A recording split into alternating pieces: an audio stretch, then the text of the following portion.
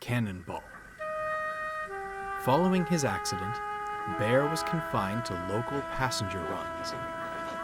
Perhaps a slower pace will remind you to take care, the Fat Controller sternly advised. Yes, sir, sighed Bear solemnly. Cheer up, lad, smiled Donald. At least being mixed traffic means you can still work. Imagine if you were strictly a goods engine. Bear smiled, but from another corner of the shed, Dudley listened with intent. Strictly a goods engine. Gordon was feeling unwell. He struggled valiantly on, not wanting to disappoint the passengers. However, it was clear he needed maintenance. "You poor thing," sympathized Dudley. "It's most admirable to push yourself to such limits. Certainly wouldn't get that from any diesel. I always longed for a chance at an express run of my own." He gave a heavy sigh. "Oh, alas, my class only ever pulled coal trains and other goods. Work is work, mind you, but it would be superb to coast along with coaches. I suppose I'll never get my chance. The other railways certainly wouldn't provide such an opportunity." "Lucky you're not on the other railway, then," smiled James. "Bear and I normally take the express in Gordon's absence, but I'm sure you could have a try. What do you say, Bear?" Bear was hoping a good express run would put him back in the Fat Controller's good graces. However, he feared being painted as a villain if he denied Dudley's wish. "I don't see why not," he said with a forced smile. "I'm sure you'll manage well." "Most kind of you to offer," smiled Dudley. "I only hope the Fat Controller will agree." Indeed, he did. Dudley shared express duties with the others and managed swimmingly. Then the weather changed. The sky turned gloomy and gray. Mercifully, the rain was light, but one morning the yard manager brought worrying news. "Heavy rainfall is in the forecast today," he advised. "A temporary speed restriction will be in place on the main line, so mind yourselves and... where's Dudley?" "He's gone to the station, sir," said Bear. "The express will be leaving soon." "Bother," fussed the yard manager. "He needs to know about the restriction." "Not to worry, sir," smiled Bear. "I'm off to collect my local. I'll give him the message."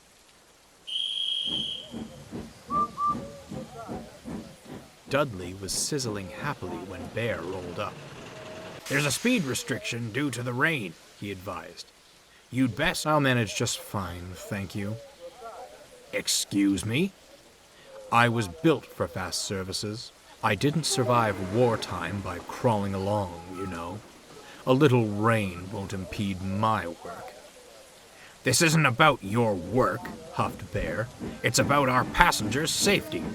"Yes, well, given your little maneuver the other day," grinned Dudley, "you're hardly qualified to preach about safety." Dudley chortled away, leaving Bear brooding. Wet weather loosens soil on the hillsides along the tracks. This, in turn, creates potential for landslides. Mrs. Kindly had saved Thomas from one many years ago, but the main line wasn't lucky enough to have its own Mrs. Kindly. As such, speed restrictions were enacted to stop engines from crashing into any shifted earth. Dudley didn't care for the speed limit. He thundered along with the express, determined to prove himself. 2 big engines down, he chuckled darkly. Now, to get rid of that pesky diesel. If Dudley hadn't been so busy scheming, he might have heard the rumbling of the hillsides ahead. The heavy rain had worked its magic, and the soil was ready for a mad dash towards the rails. The driver was first to notice it. "Yikes!" he shouted. Dudley broke from his thoughts to see the earth tumbling down the hillside. "We'll never stop in time," he cried. "More steam! Now!" The driver threw open the regulator. Dudley's side rods blurred, and his wheels pounded the rails. "Come on! Come on!" he shouted.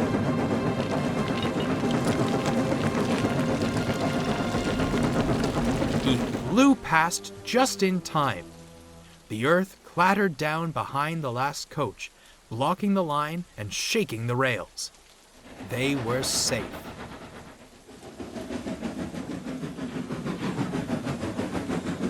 At the station, the passengers flooded the platform and swarmed around the station master. "Your engine is a hero!" they shouted. "He shot off like a cannonball and saved us!" "I'll be sure to tell the fat controller," smiled the station master. Dudley smirked. But on his return to the shed, the greeting was far from warm. "Speed restrictions are not optional, Dudley. You may be used to fast work, but that's no excuse to gamble with the lives of our passengers." "Speed restrictions, sir?" Dudley replied innocently. "I wasn't aware of such a thing." "Bear told you at the station, did he not?" asked the yard manager.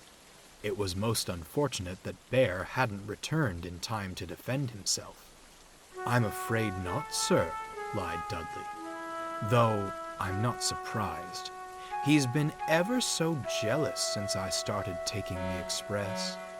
I certainly hope he wasn't planning sabotage." The fat controller looked gravely at Dudley, then back to the yard manager. "We shall investigate this," he said at last. "As you did save the passengers from disaster, I'll forgive this instance of a violation. However, future restrictions are to be followed. Is that clear?" "Crystal, sir," smiled Dudley. When Bear returned, the sheds were in an uproar. "Why are you so threatened by Dudley?" Gordon demanded. "Never thought you'd stoop this low. Henry said you were different from other diesels," snorted James. "But I suppose you deceived him, too." "I didn't," Bear stuttered in disbelief, looking to Dudley to speak the truth. "Such a shame," Dudley said in a low voice. "I'd certainly hoped you were different." Bear was mortified. He felt helpless and wanted more than anything for Henry to return. "Oh, perhaps I don't belong here after all," he sighed, and sadly went to sleep.